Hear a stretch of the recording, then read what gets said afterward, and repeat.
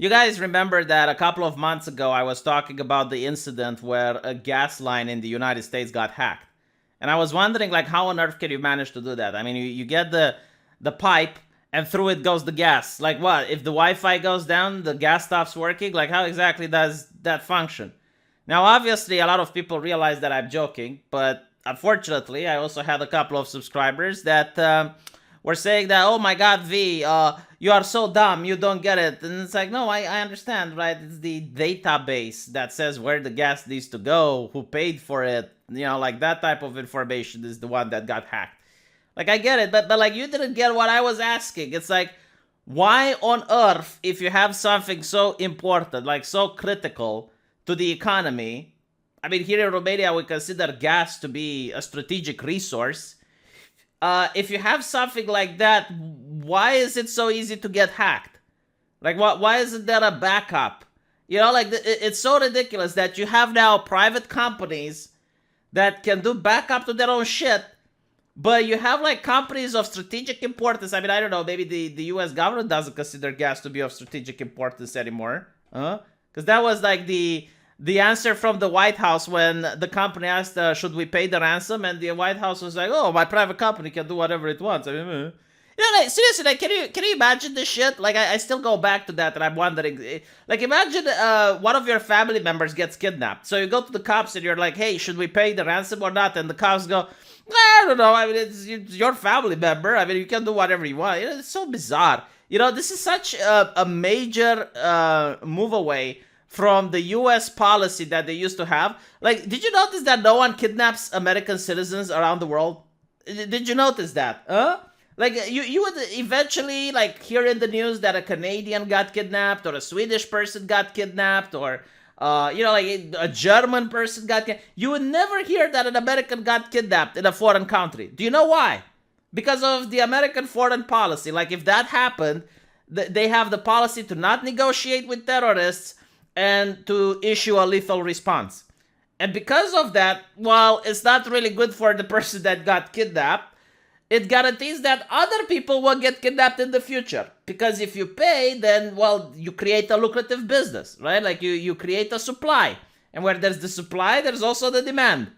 But what I wanted to say is that, as I'm supposed to solidify my point, in Romania, a hospital got hacked. Well, actually, 4 hospitals got hacked recently. Now, a lot of people ask, it's like, oh my God, who would hack a hospital? Like, I don't know, who the fuck would hack a gas pipeline?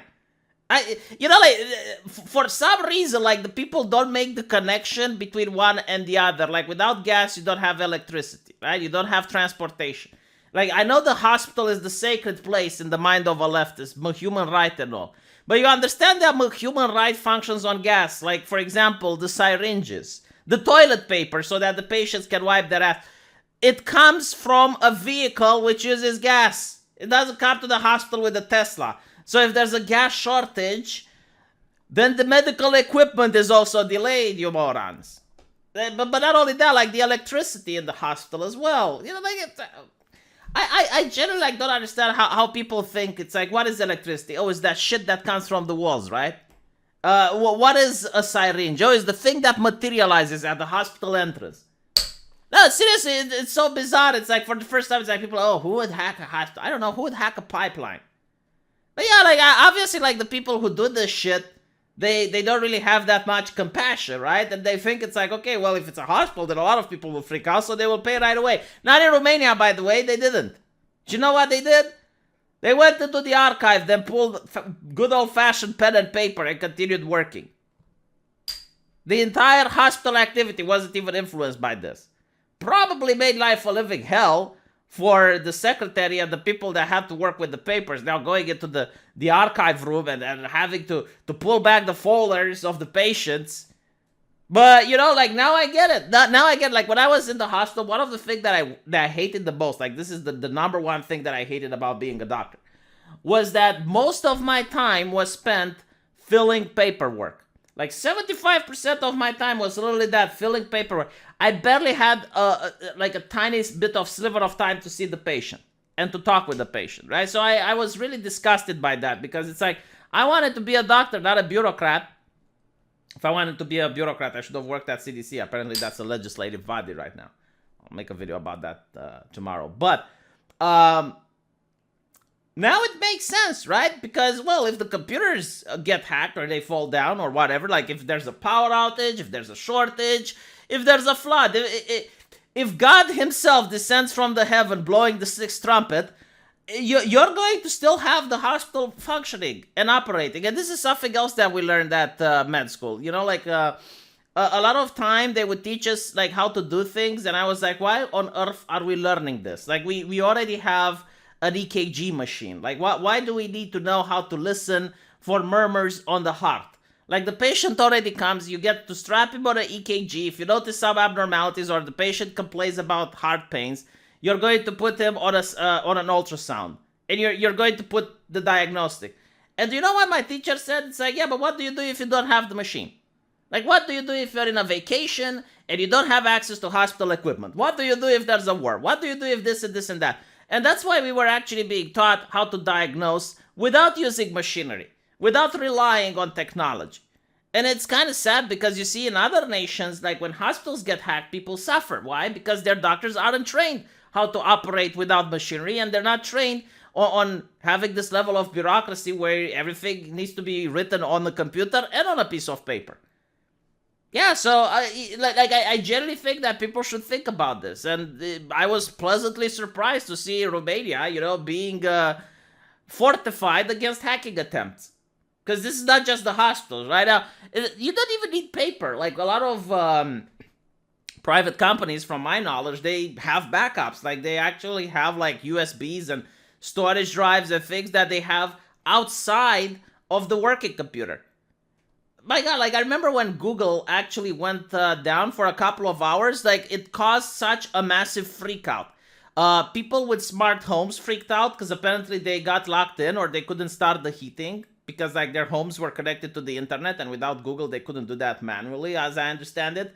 Then you had like companies that would have like their meeting on some Google service, and they couldn't access the Gmail because, well, Google was down. So now they were freaking out because they can't contact the customers and whatnot. Then you had like university students that would need to turn in their papers, and the papers was on Google Docs or some other part of the cloud. And it's like, yeah, you're creating all of this reliance to the point where you don't actually own the most important shit in your life that's required for you to do work. Yeah, whose fault that is? Whose fault that is? Like, you need to diversify and make sure you have backups, even if you're not a company. Like, anyone can get hacked. Especially if you have, like, for example, if you're a private person and you have, like, let's say a list of customers that you can contact, and it's your Gmail. I know people who got banned from their Gmail because of YouTube comments they said 6 years ago. Like, they would get a notification from YouTube, and they would say, did you harassment or evil comments or whatever the corporate frame is, due to bad comments that you issued, they wouldn't even show what the comments are, we decided to lock your account. And now the person is freaking out because it's like, oh my God, but like, that's my work email, like I need it. It's like, well, why? Why did you not have a backup? Why did you not do that? Anyway, right. Unbelievable. I have a backup, to be honest. And the only reason I have a backup on my email is because of sentimental value. Like, it's kind of nice every now and then to just go on your email and scroll back and see, like the type of people you used to be talking 10 years ago. And it's like, oh, I remember this guy. I remember that chick. Yeah, it's kind of nice. A lot of people don't do it anymore.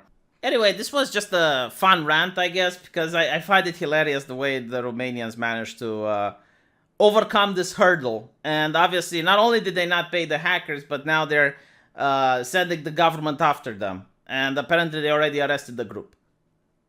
Yeah, I mean, what can I say? I mean, when my government makes me proud, it makes me proud. And I wish other companies would learn from how to deal with this, because it's not acceptable. Let me know what you guys think, and I'll see you in the comment section. Take care.